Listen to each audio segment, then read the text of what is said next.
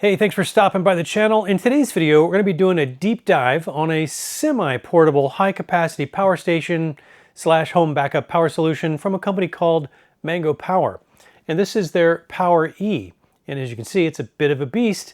And weighing in at an even 100 pounds, I've gotten a bit of a workout just lifting it on and off this test bench multiple times over the past few weeks. And that's kind of why I described it as semi-portable. It does conveniently have a pair of wheels in the back, little roller wheels, and a telescopic handle that make it much easier to roll around when you need to move it from point A to point B. But I think most people would consider it to be kind of a two-person job if you actually have to lift it. I mean, not everybody is a strapping 25-year-old beefcake like me. Now, in addition to that 100-pound heft, it's not really what you would call compact either. The dimensions come in at 17.8 inches wide, 13.6 inches deep, and 19.4 inches tall. But a big reason for all that weight and volume is the fact that this Power E has a rated battery capacity of 3,533 watt hours. And it is utilizing EV-grade LFP cells from a company called CATL, which is quite a well-known battery manufacturer. And that capacity, by the way, is expandable up to 7 kilowatt hours if you add one optional battery expansion module. Or you can get a maximum of 14 kilowatt hours if you combine two of these Mango Power units with their two battery expansions. And that particular configuration would also enable you to get up to 6,000 watts of continuous output. But by itself with a single unit, it's rated for 3,000 watts of continuous output up to a 4,800 watt peak surge. Now, in terms of charging outputs, you do have the option to charge via AC grid power up to 1,800 watts with the included 15 amp charging cable, or up to 3,000 watts if you opt for the optional fast charging cable. And of course, you can also charge it via solar with the included MC4 cable up to a max of 2,000 watts with an input voltage range of at least 60 volts up to a max of 150 volts with a 20 amp cap. And we'll get into that a little bit more detail later, but if we do the math on that input spec of 2,000 watts of solar, that should net a possible input charge capacity of about 10 kilowatt hours on a single day of good sun conditions. And since this unit maxes out at 7 kilowatt hours, that means that even under quite a bit less than ideal sky conditions, we'd still be able, in theory, to fully charge this in a single day. Or in a day of full sun, you could fully charge the Power E while also continuing to power some other loads throughout the day, up to an additional consumption of about 3 kilowatt hours or so. So that's a very solid solar spec for this unit if it can live up to that. So we'll have to test that and find out. Now, for outputs, the Power E gives you 4 20 amp 3-prong AC outlets and this TT30 outlet right here to make it easier to connect to an RV or a camper, or maybe connect it to your home service panel through a manual transfer switch. But do keep in mind that since this unit's inverter is a 3,000 watt cap, that max current that you can pull through this is actually 25 amps and not 30 amps. Now, there are a bunch of USB ports, as you can see down here. And up here, there are 6 USB-A ports, and these are all 24 watt quick charge 3.0 ports.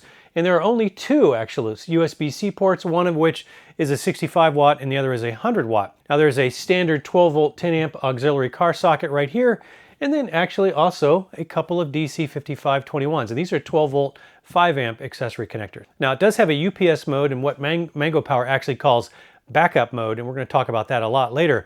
But that allows you to pass through up to 1,700 watts of grid power with a fast cutover to inverter power in the event of a sudden power outage. Now, finally, it does have a mobile app control via Bluetooth and Wi-Fi connections, and it does have a 5-year warranty. Okay, I think we've covered all the main specs, so let's go see how this beast holds up to performance testing, so maybe we can uncover any design behaviors that you might want to be aware of to help you decide if this power station would be a good fit for you or not. All right, time to do a usable capacity test through the AC inverter on this Mango Power E. Now the AC inverter is a 3,000 watt continuous rated inverter. So a 0.2C rate would be about a constant draw of 600 watts. And it has a battery capacity, at least a rated capacity, of 3,533 watt hours. So we're going to test it through just one of these 20 amp outlets here. I'm going to use my watt meter and we're going to put about a 600 watt load on it. But before we do that, let's go ahead and enable the AC inverter. And let's check the voltage output we're getting. Wow, so this thing runs a little hot actually. We're getting 120, call it 125 volts. So let's apply approximately a 600 watt load. Let's just see what we're getting here. So just a hair over that. So 600, and call it 630 watts, 635 watts. All right, let's let this run all the way down. We are fully charged at 100%. And in the fine print there, it says 4 hours and 52 minutes. So yeah, something close to that 5-hour discharge time is what we're looking for.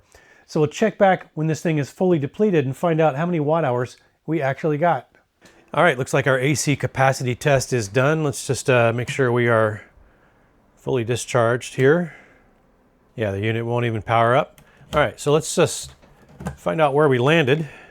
So out of that 3,533 rated watt hours, we got 2,850, 2,850. So that is a that is 80% of the rated capacity. So I would call that a low side average. So it definitely falls in the average range of usable capacity out of the AC inverter. All right, let's get this thing charged back up. All right, let's do a DC discharge capacity test. We're fully charged, and with this rated 3,533 watt hours, this is going to take a long time. So I'm not expecting great utilization numbers here from the rated capacity, but out of that DC port, we'll see how we actually do. So on the tester, we are reading 13.1 volts. So that's good. We're going to try to pull the full 10 amps. Let's go ahead and start the test, see if it gives us any problems. Got kind of a normal voltage drop down to 11.6, 11.7 volts. And you can see down here on the display, we're pulling in 144 watts. All right, like I said, it's going to take a long time. In fact, the screen is estimating 21 hours and 15 minutes. So we'll see how that compares to the runtime we get on the display of the tester. And we'll check back tomorrow sometime and see how many watt hours we actually caught out of that DC port. All right, it is the next day. Let me zoom in here. And as you can see, this test ran for 21 hours, 34 minutes. And that second number down there, 2,547.5 watt hours. Now that's out of that rated 3,533 watt hours. So that is a fairly low 73% of rated. So yeah, that's not terribly surprising given the fact that it has to step down the system pack voltage, which is probably, like 48 volts nominal or maybe even a little bit higher. It has to step that down to 12 volts.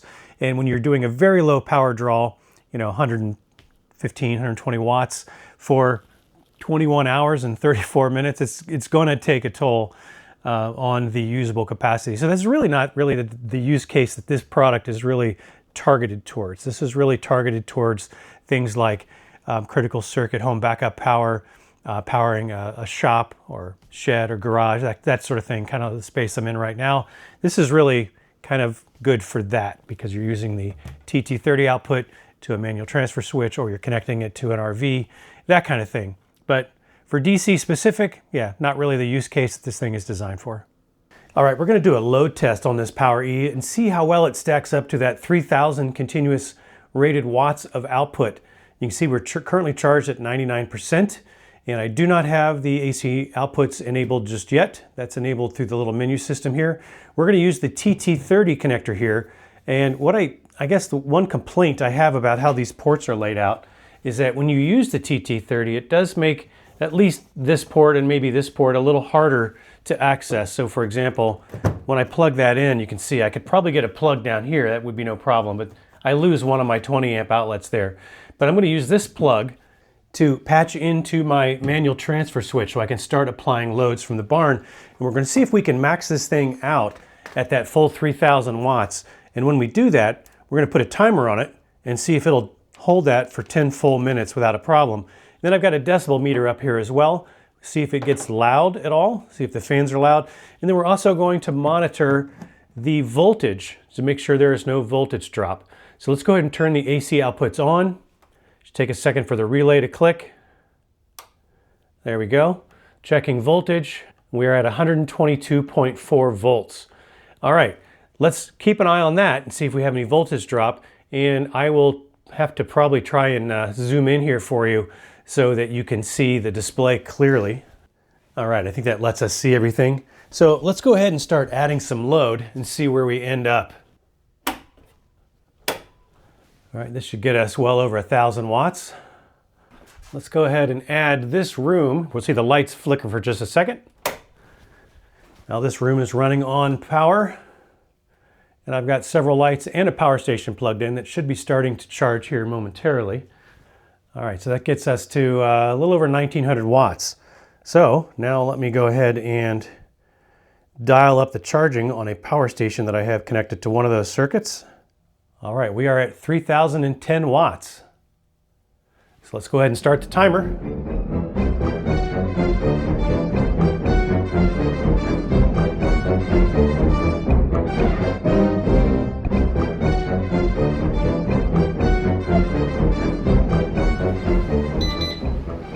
All right, definitely passed the 3000 watt spec load test, so that is a pass. When I'm not talking, I think we were peaking at about 53.5 decibels, which is actually very acceptable. Let that settle. So yeah, nice white noise. That does not have an annoying kind of electronic whir to it. Just sounds like fans. So that doesn't bother me. And we held steady at just under 118 volts. All right, let's take this up another 100 watts and just see what we can get away with. So we're at 3100 watts, 3140. All right, coming up on 1 minute at just about 150 watts over that rated 3000. Let's take it up another 100 watts. All right, we are at 3258. Voltage is holding steady, 117 volts. All right, coming up on 2 minutes, we are at 261 watts over the rated. Let's do another 100 watts. We're now at 3368. Voltage holding steady, 3378. All right, coming up on 3 minutes, just shy of 400 watts past rated. Let's add another 100 watts. So just a tiny bit of voltage drop. No big deal. We're still in plenty of, anything over 110 is fantastic. We're just shy of 3,500 watts. Hear those fans kicking up a little more. Gotta believe we're getting close. We're at 3,500 watts, almost at 4 minutes. Well past that 3000 rating. Let's do another 100 watts. See if this thing will trip. We are at 3615. Still holding just a little below 117 volts. Man, what is it going to take to trip this thing? Coming up on 5 minutes. All right, let's do another 100 watts. Got to think this thing's going to trip soon, and we'll know when it does because the lights are going to go out. You're at 3656. So 20% past rated. The fans are really kicking up now. Coming up on 6 minutes.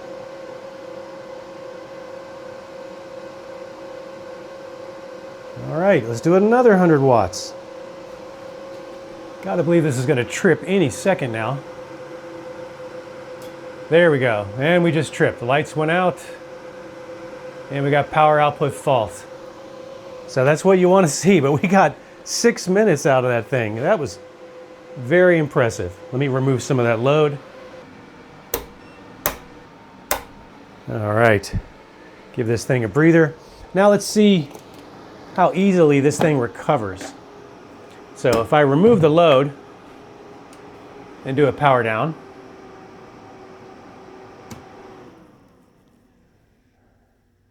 and then let's power it back up and see if we are back in business.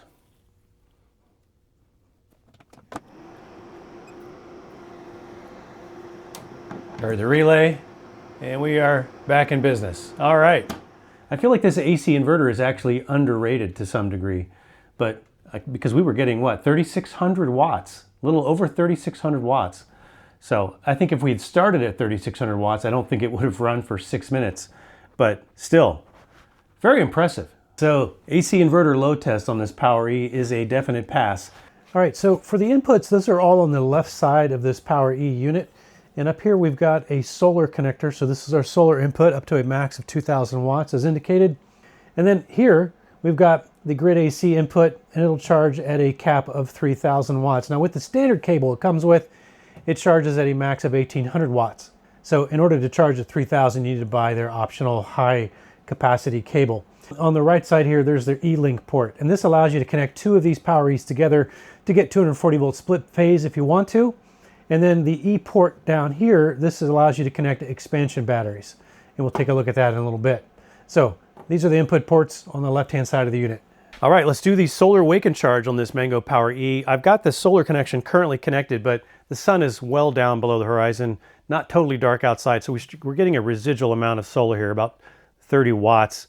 And we're basically at 0% state of charge. So we're probably not going to even climb above zero. I'm going to leave it in this state, but let me explain what we're doing here. So the solar input capacity on this PowerE is 2000 watts maximum, and you must have at least 60 volts going in through the included solar cable here to begin charging, but you should not exceed 150 volts in your configuration. Now, I've actually got closer to 3500 watts of solar currently connected here, but I've got it configured in such a way, basically it's a 3S 3P configuration, so that I have about 130 volts max. So it's capable of supplying up to 30 amps, but the charge controller on the PowerE is only capable of pulling a max of 20 amps. So we're never going to get that 3500 watts out of that. In fact, we'll probably get well south of that, and based on the spec, we're never actually going to get more than 2000 watts. But it will be interesting to see in clear sun tomorrow if we in fact can max this out at 2000 watts. So we are definitely over paneled here, and we'll find out in the morning whether this thing will wake itself up and begin charging or not. So, see you in the morning.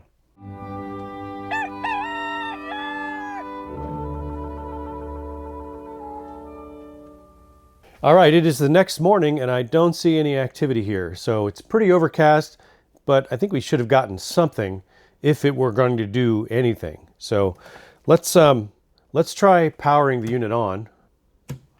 Does not look like the unit is going to power on. So this is a limitation if you are going to be using this in a, like a purely off-grid kind of a situation, where if you completely run this down and let it go to a hard shutdown at 0% state of charge, it apparently does not wake up via solar. And it also apparently requires an AC charge in order to wake it up. That's going to be problematic, obviously, if you are in an off-grid situation. You'd have to get out a generator or a smaller power station, for example, to sort of jumpstart this thing. And then once it's awake, it should then allow it to start charging via solar, provided there's enough solar input. Let's just test that theory real quick. All right, I'm going to try using a small power station to jumpstart this thing. Let's just see what happens here. I did hear a relay click. That may have been on the power station. Power did come on, and we are awake right now. It does detect solar, and it always will prefer grid if you have grid and solar connected at the same time. So now that it's awake, let's see what happens if I shut off the AC inverter, if it will begin charging at all via solar. Like I said, it's very cloudy out, very overcast. We are getting a trickle charge here. Maybe more than a trickle charge. We're getting 429 watts. That's actually pretty good. So yeah, you do have to wake it up with an AC power source if it goes into a hard shutdown state. So that is a limitation you want to be aware of in this current firmware. Now, I've reached out to Mango Power about this, and they're actually evaluating my my comments about it. And so we'll see if they're able to make a firmware change that changes that behavior in the future. But that's how it behaves, at least right now. So this is actually 2 days later, because yesterday was a complete washout. So not only was there no sun, we actually had a significant amount of rain all day long. So very wet, rainy, dark, cloudy, cold day. So we only got to about, I think maybe 22% or something like that was all we were able to get yesterday. But today, very different story. Still partly cloudy, but we did have some moments of pretty decent sun. In fact, I'll put a screenshot up here. I actually caught this thing, was monitoring it from up at the house, and we got almost the full 2000 watts out of this on multiple occasions. So this happened to be one that I caught, and I did a quick screen grab from the mobile app. But it is like noon right now, and this thing has been actually topped out for the past hour. So with over paneling this thing the way we did and getting us to be able to, even under not ideal conditions, but partly sunny, partly cloudy conditions, we were able to fully top this thing off in less than half a day. So actually pretty good solar performance if you can put enough solar on it and max this thing out. And yeah, it recharges very quickly. All right, now we're going to do an AC inverter noise test and find out how noisy the output is from this AC inverter and whether or not it might cause you problems or be perfectly suitable for applications like remote power source for guitar amps, PA systems, ham radios, and things like that. So I'm going to do it a little bit differently. Normally when I test the AC inverter connection, I'm testing it with the amp right next to the power station. And one of my viewers recommended that it might actually make more sense, be a more fair test, to pull the amp away from the power station, because typically you're not going to have your amps right next to the power source anyway. You might run an extension cable out to them. So I think that's fair. And in close proximity to the inverter, you are more likely to get more interference from that. That's not necessarily a direct indication of line noise. So, but we're going to find out if that actually behaves any differently here. So I think we're going to do it two ways and just see what we observe. So this is going to be the baseline through grid power first, and this is how the guitar amp sounds. All right, per usual, I will have boosted that about 9 decibels so you can hear just a little bit of buzz. Still pretty clean. All right, so now let's find out if it's in close proximity, how it sounds if we power it from the AC inverter on the Power E. So here we go, same test. All right, clearly a lot more buzz when it's right next. So let's just see what happens if it changes as we move it away.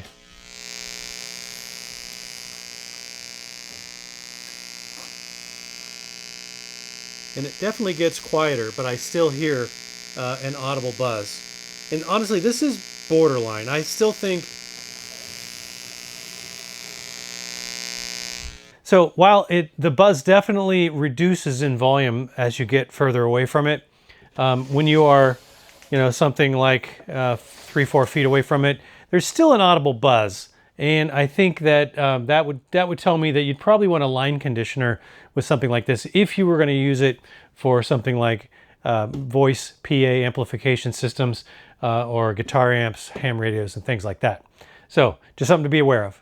All right, time to do the power tool test with this Mango Power E and find out how it does with a small range of power tools with differing inrush currents. So we're going to start with my 3 horsepower, 8-gallon shop vac. It's a Craftsman shop vac, and it has an inrush current of about 27 amps. So we're going to monitor the voltage on here and just kind of see how it behaves and whether or not we have any significant voltage drop when we apply these loads. So here we go, first with the shop vac. So we dropped from 122 volts to 120 volts. That's actually perfectly fine. So certainly nothing to be concerned about there. Let's take it up a notch. Now we're going to do the 10-inch Ryobi table saw. And this has an inrush current of about 50 amps. So let's see how well it handles the Ryobi table saw.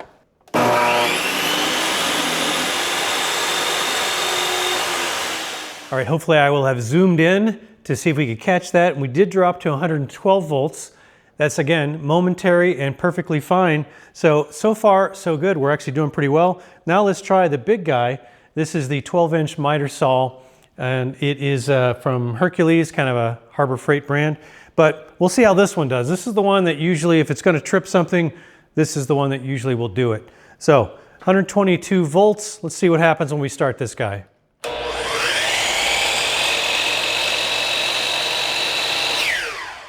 Actually, I only saw it drop to, I think it was 118 volts. So it didn't even drop as much momentarily as it did with that table saw. I feel like this thing has just a slight bit more tolerance for voltage drop than the table saw does. So that table saw does hit pretty hard. But in terms of sheer amperage, this thing comes in at 65 amps of inrush current. So looks like a pass all the way around for the power tool test for this Mango Power E.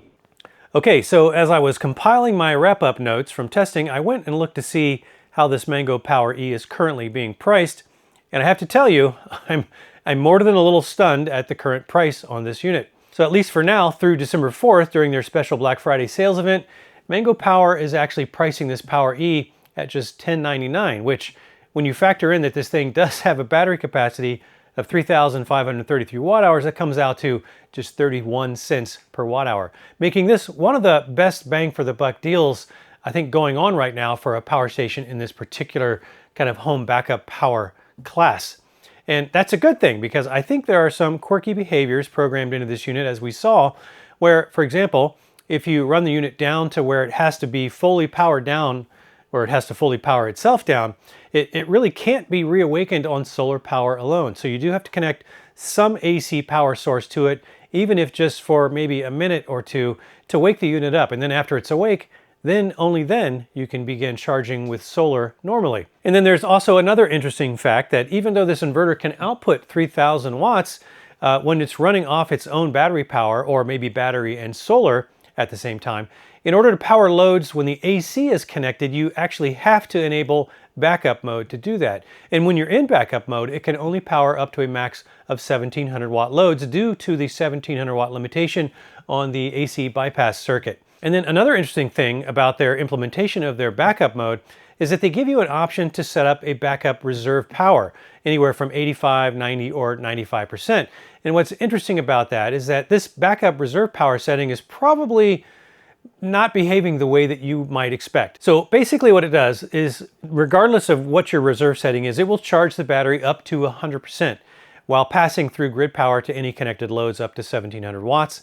And then due to the idle consumption of the AC inverter, which basically has to remain on in an always-on state while you're in backup mode, the state of charge will naturally slowly and continually drop until it gets to whatever you set that backup reserve power to be.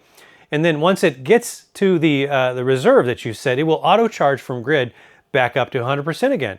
And then it'll just keep repeating that process as long as you keep it in backup mode. So it's kind of a way to keep the unit at a nearly full state of charge while functioning in backup mode without keeping it at 100% constantly, which is typically something that you don't want to do for long periods of time. So I think it's nice that they have thought of that, since a lot of power stations don't really give you the option to limit the state of charge. But it's also kind of a, an unorthodox way maybe of doing that, rather than simply limiting the max state of charge, which is what other brands who do offer that kind of feature, how they actually accomplish that. So I'm not actually sure if one approach is better than the other, but if you happen to live in an area where you do have frequent power outages, I do think that the Mango Power implementation of this particular feature will help you ensure that you have as much capacity available as possible while still balancing long-term service life for the battery cells. Now, I did also test the idle consumption on the AC inverter as usual by leaving it on for a full 24-hour period, and in that period it resulted in a 20% reduction in the state of charge, which would equate to about 29.5 watts continuous. And I would characterize that as maybe slightly high side average compared to other units in this particular inverter class. Now, I also did test DC idle consumption and found that leaving the DC outputs on really only consumes a modest 5.6 watts continuous, which really, on a especially with capacity like this thing has, it's low enough to really not even have to worry about it as far as I'm concerned anyway. Okay, so I think that about wraps it up for the deep dive on this Mango Power E. If you're thinking that this might be a good fit for you and you want to go check it out, I would recommend that you go hurry up and pull the trigger on that before the crazy Black Friday deal that they've got going on between now and December 4th actually ends. So per usual, I will have put a link for you down in the video description below for your convenience. So hopefully you found something I presented in the video today helpful or informative in some way. And if you did, I'd very much appreciate it if you consider clicking that like button down below for me. I do sincerely thank you for spending some of your valuable time with me today, and I do hope you'll come back and join me again soon for the next one. Until then, have fun out there.